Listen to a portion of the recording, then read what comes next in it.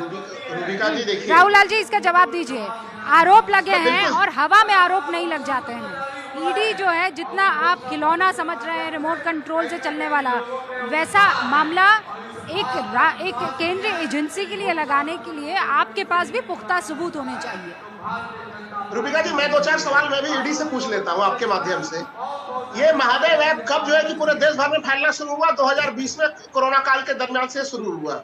ये छत्तीसगढ़ से फैलते फैलते पूरे देश भर में फैल गया। सौरभ चंद्राकर कैसे दुबई पहुंच गया? रवि उपल कैसे जाके दुबई में संयुक्त अरब अमीरात की छत्र छाया में बैठ के पूरे इस ऐप को चला? क्या भारतीय जनता पार्टी, हमारे प्रधानमंत्री है संयुक्त अरब अमीरात के साथ रूबिका जी बड़े शानदार संबंध है, क्या उन दोनों प्रमोटर के भारत में प्रत्यर्पण के लिए सरकार ने कोई कोशिश की है? संयुक्त अरब अमीरात की सरकार से कोई वहां पे उनको कहा है कि भाई लाया जाए पकड़ के?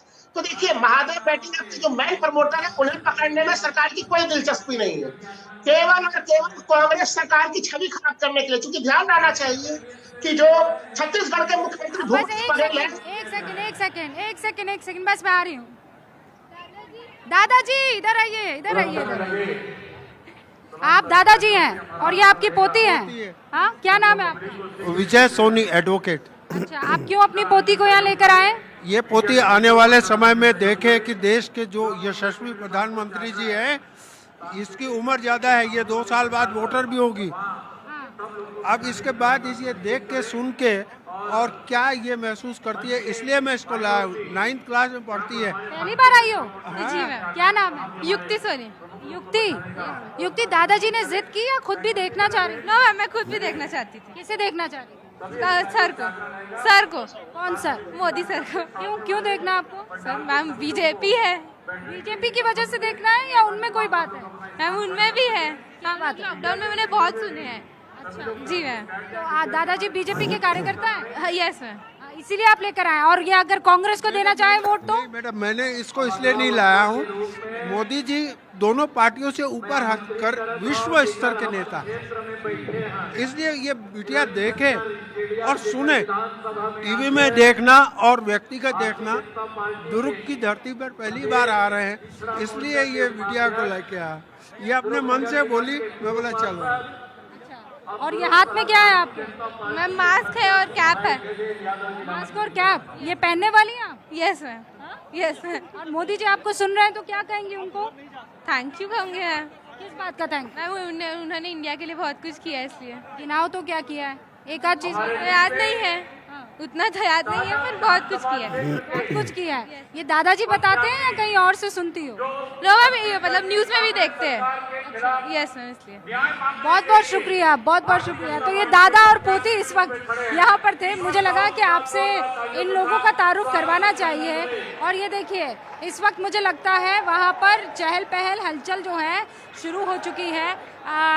लोग देखिए वहाँ पर नारे लगाने लगे हैं और अनाउंसर ये अनाउंस कर रहे हैं, जिंदाबाद जिंदाबाद के यहाँ पर नारे लग रहे हैं। बस अब से कुछ ही देर में प्रधानमंत्री नरेंद्र मोदी यहाँ पर पहुँचेंगे और उसके बाद यहाँ पर उनका भव्य स्वागत होगा और वो जनता के बीच में अपनी बात, और मैं ये जानती हूँ कि वो आज इस बात का जिक्र ज़रूर कर सकते हैं क्योंकि भ्रष्टाचार को लेकर वो बार बार कहते रहे हैं कि देखिए सबको जेल भेजूंगा। और इस वक्त रमन जी आपको देखिए वहाँ स्टेज पर आते हुए नजर आ रहे हैं। पूर्व मुख्यमंत्री रमन सिंह को मेरे ख्याल से आमंत्रित किया गया है कि आइए आप 2 शब्द कीजिए। पीछे सरोज जी आपको नजर आ रही हैं और ऐसे ही इस वक्त चहलकदमी करते हुए तमाम बड़े लीडर्स दिखाई दे रहे हैं विजय संकल्प महारैली की प्रधानमंत्री नरेंद्र मोदी के आने से पहले। और हमसे कहा जा रहा है कि इस वक्त यहाँ पर लाइव अलाउड नहीं है क्योंकि अब प्रधानमंत्री नरेंद्र मोदी का काफिला जो है वो किसी भी वक्त यहाँ पर पहुँच सकता है।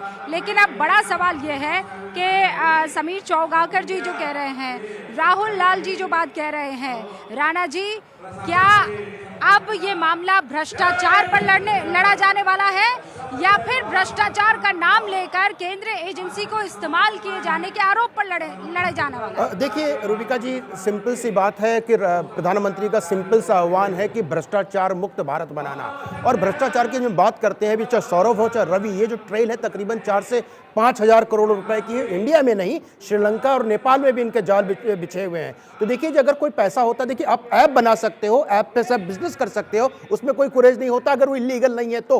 लेकिन जिस तरह से मनी ट्रेलिंग हुई है और जिस तरह से ईडी ने कैश पकड़ा है, उस पर प्रश्न चिन्ह उठेंगे। और प्रश्न चिन्ह उठेंगे तो ये जो विपक्षी पार्टी, इनको जवाबदेही बनती है, क्योंकि इनके कहीं ना कहीं दरवाजे तक वो सूचना आ रही है, वो ट्रेल आ रहा है। तो कहीं ना कहीं इनके ऊपर एक छटपटाहट है। और जहां तक बात करती है कि जहां पे आप ग्राउंड जीरो पे है, दुर्ग बहुत महत्वपूर्ण है, नंबर 2 जगह है जहां पे सबसे ज्यादा सीटें हैं, 20 सीटें। और यहीं से कांग्रेस पार्टी को तकरीबन 18 से 19 सीटें पिछली बार मिली थी। और आज के दिन में ऐसा लग रहा है कि 7 सीटों पे भारतीय जनता पार्टी, 7 पे कांग्रेस और 6 पे लगभग नेक टू नेक कंपटीशन है। तो देखिए, चाहे वो बिलासपुर हो चाहे दुर्ग हो, ये दोनों का जो रण है वो बदलने की कोशिश की जा रही है। नो डाउट, अभी आपने देखा एक बुजुर्ग हो चाहे बच्चे हो, सबका विश्वास किस पे है? सबका विश्वास एक चेहरे पे है। उस चेहरे का नाम नरेंद्र मोदी है। तो देखिए, वो पार्टी से ऊपर है, वो प्रधानमंत्री है, लेकिन एक विश्व के नेता है। और जिसके ऊपर यही तो सवाल पूछा जा रहा है ना कि प्रधानमंत्री नरेंद्र मोदी ही जीत की गारंटी है, लेकिन वो बाकी चेहरे जिनसे उम्मीदें यहाँ लोकल चेहरों से लगाई जाती हैं, वो क्यों पीछे रह जाते हैं? सारा का सारा जो भार है वो एक ही चेहरे पर क्यों आ जाता है? मैं कुछ देर के लिए रुक रही हूँ, बस दर्शकों को बता दूं। विकास, एक बार चारों तरफ आप दिखा दीजिए। ये सभी लोग आप अपनी अपनी सीटों पर बैठ चुके हैं। अब हम अंदर एंटर कर चुके हैं। किसी भी वक्त प्रधानमंत्री नरेंद्र मोदी यहाँ स्टेज पर पहुंचेंगे। हमें ये बताया गया है कि उनका हेलीकॉप्टर लैंड कर चुका है। देखिए, यही खबर जो मैं आपको दे रही थी, मंच से भी अनाउंस हो गया है। प्रधानमंत्री नरेंद्र मोदी एंटर हो चुके हैं, लैंड किया जा चुका है उनके प्लेन को, और अब कभी भी वो यहाँ मंच पर पहुँचने वाले हैं।